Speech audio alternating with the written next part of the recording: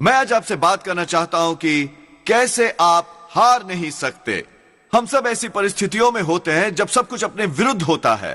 पता नहीं हम कैसे स्वस्थ होंगे, कैसे एक रिश्ता बहाल होगा, शायद कि हम कैसे किसी लत से छुटकारा पाएंगे।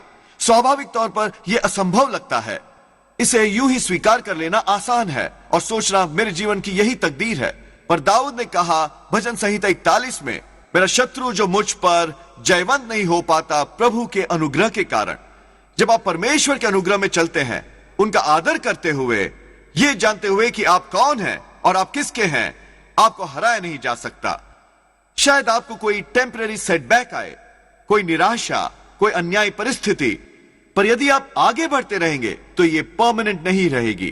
परमेश्वर के अनुग्रह का एक ही स्पर्श किसी भी परिस्थिति को पलट सकता है। जिसका आप सामना कर रहे हैं शायद बहुत बड़ा लग रहा हो, ज्यादा मजबूत, ज्यादा शक्तिशाली, पर अंदर ही अंदर भयभीत न हो। आपको यह जान लेना होगा कि आप पराजित नहीं हो सकते।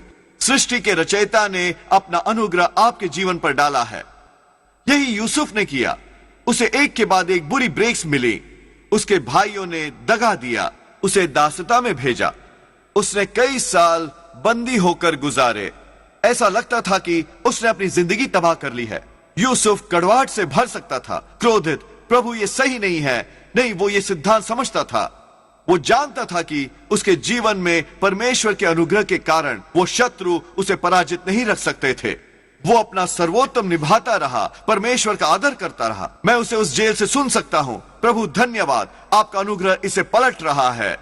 धन्यवाद कि यह मेरा भाग्य नहीं है। अंत में इसके बावजूद कि उसके भाई उसे पीछे रखे थे, इसके बावजूद कि पोतीपर की पत्नी उसके बारे में झूठ बोल रही थी, इसके बावजूद कि वो गुलाम बना बेच दिया गया, परमेश्वर ने न केवल उसे मुक्त किया, परमेश्वर ने न केवल उसका प्रतिशोध लिया, पर परमेश्वर ने उसे कीमत चुकाई। उसकी सभी मुसीबतों की उसे तरक्की मिली और वो सेकंड इन कमांड नियुक्त हुआ पूरे मिस्र देश में। मैं क्या कह रहा हूं? वो दगा देने वाला शत्रु उसे पराजित न कर सकी। झूठ बोलने वाला शत्रु और झूठा आरोप लगाने वाला शत्रु उसे पराजित न कर सके। अन्याय करने वाले शत्रु, बुरी ब्रेक्स, जेल में डाल देना भी उसे रोक न सका। क्यों? परमेश्वर के अनुग्रह ने उसके शत्रुओं को उसे पराजित करने से दूर रखा। अतीत में शायद आपको भी कठिनाइयां मिली हों, शायद आपको बुरी ब्रेक्स मिली हों। अच्छी खबर यह है कि यह खत्म हो चुका। परमेश्वर ने खत्म नहीं किया। परमेश्वर हमेशा अंत करते हैं सब ठीक है से। यदि सब ठीक नहीं है तो इसका बस मतलब है कि यह अंत नहीं है। आपने वो देखा नहीं जो परमेश्वर करने वाले हैं।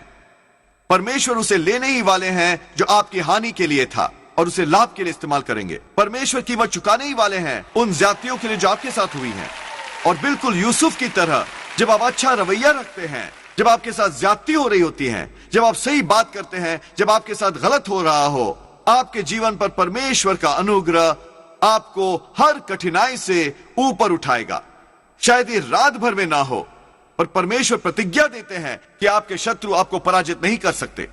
कि आप ऐसी परिस्थिति का सामना कर रहे हैं जो परमानेंट लग रही हो, एक बीमारी, एक व्यसन, एक रिश्ते का मुद्दा, आत्मदया में न बैठे रहें। परमेश्वर कह रहे हैं वो बुरी ब्रेक, वो निराशा, वो तुम्हारे भाग्य के बाधक नहीं हो सकेगी। वो बीमारी तुम्हें परमेश्वर के हाथ से नहीं छीन सकती। वो व्यसन, वो मुसीबत, वो अभाव परमानेंट नहीं है। परमेश्वर ने अपना अनुग्रह आप पर डाला है और उनका अनुग्रह हमेशा आपको जीत दिलाता है। अब आपको परमेश्वर के साथ रजामंद होना है पूरे दिन भर, बजाय सोचने के ओह जोएल मैं ठीक नहीं हो सकता, क्या तुमने मेडिकल रिपोर्ट देखी है, मैं अपने सपने कभी साकार नहीं कर सकूंगा। नहीं, प्रभु धन्यवाद कि आपका अनुग्रह इसे पलट रही है। आपका अनुग्रह मेरा पलटा ले रहा है, मुझे बहाल कर रहा है, नए दरवाजे खोल रहा है। यीशु के नाम पर यदि आपने ये ग्रहण किया तो कहिए आमीन। हम अपना प्रसारण खत्म नहीं करना चाहते, आपको यह अवसर दिए बिना कि यीशु को अपने जीवन का प्रभु बनाएं। मेरे साथ प्रार्थना करेंगे। प्रभु यीशु, मैं अपने पापों का पश्चाताप करता हूं, मेरे हृदय में आइए। मैं आपको अपना प्रभु और उद्धारकर्ता बनाता हूं। यह साधारण सी प्रार्थना करके आप नए सिरे से जन्म ले चुके एक बाइबल आधारित चर्च में आइए। परमेश्वर को पहला स्थान दीजिए, वो आपको कमाल की जगहों पर पहुंचाएंगे।